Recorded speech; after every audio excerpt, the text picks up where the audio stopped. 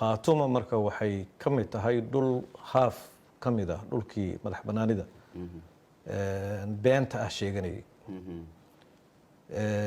in haaf ka mid ah dhulkaas uu maantay state dowladda soomaaliya u aqoonsatay uu dowladda federaalka soomaaliya uu ka mid yahay qayb ka mid ah uu yahay madaxdoodu ay la mid yihiin madaxdii dowlad goboleedyadii hore u jiray halkaas marka in annaga marka qiimo weyn iyo macno weyn bay nugu fadhidaa ka wasaarad ahaan arrimaha dibadda waayo waxaan la tacaalaynay oo nimankani ay ka raadinayeen dibadday ka raadinayeen waxa ay in dalkeena la kala gooyo siyaasadda gudaha oo xasishaana annaga waxay noo tahay wax dhanoo dee aan ka shaqaynayno marka iyo albaabkaas inuu soo xirmo marka runtii khaatumo macnaha ay ku fadhiday marka laga reebo dee dad soomaaliyeed oo walba soomaaliya ka tirsanaa inay yihiin haddana inay ka maqnaayeen 30 iyo dhowrkii sano lasoo dhaafay 32 sano lasoo dhaafay inay jamhuuriyadda federaalka soomaaliya ay ka maqnayd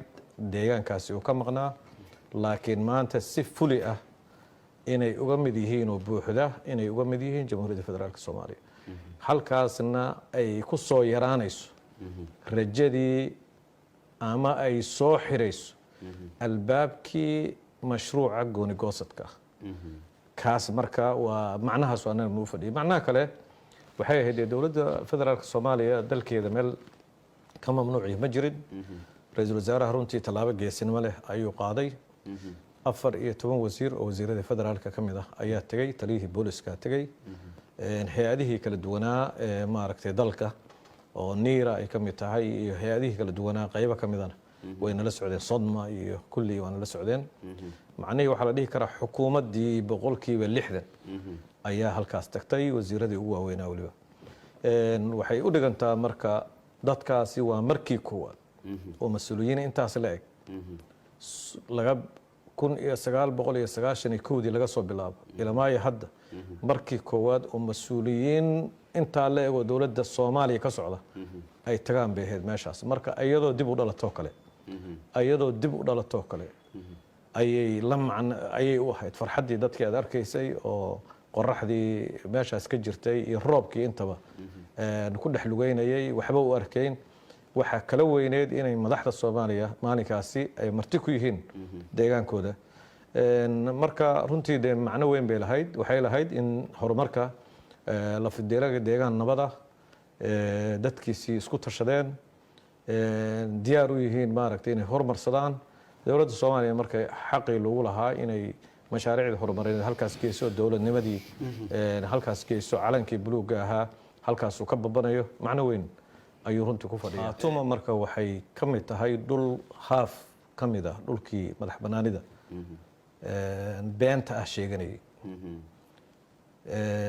in haaf ka mid ah dhulkaas uu maantay state dowladda soomaaliya u aqoonsatay uu dowladda federaalka soomaaliya uu ka mid yahay qayb ka mid ah uu yahay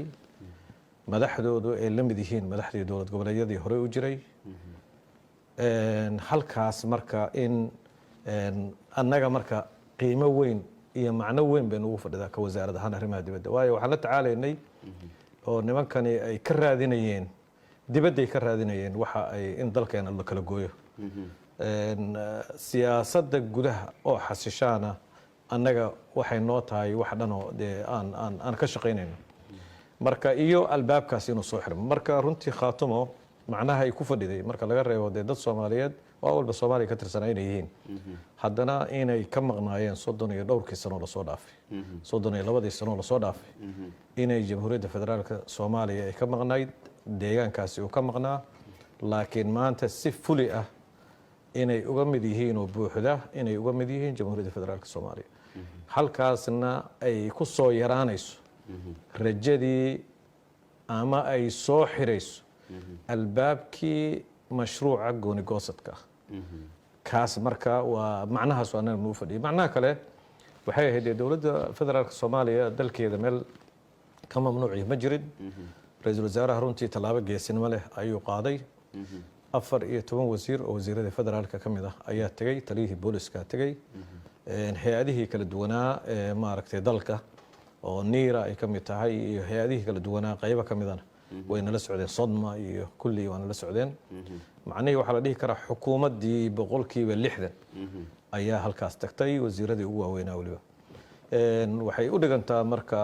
dadkaasi waa markii koowaad oo mas'uuliyiin intaas la eg laga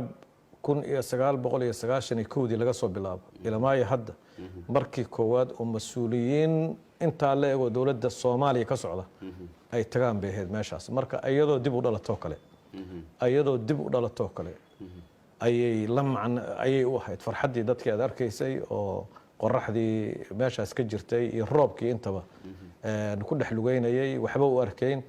waxa kala weyneed inay madaxda Soomaaliya maalinkaasi ay marti ku yihiin deegaankooda marka runtii de macno weyn bay lahayd waxay lahayd in horumarka la fideeraga deegaan nabada dadkiisii isku tashadeen diyaar u yihiin maaragtay inay horumarsadaan dawladda Soomaaliya markay xaqii loogu lahaa inay mashaariicda horumarineed halkaas geeso dawladnimadii halkaas geeso calankii buluuga ahaa halkaas uu ka babanayo macno weyn ayuu runtii ku fadhiyaa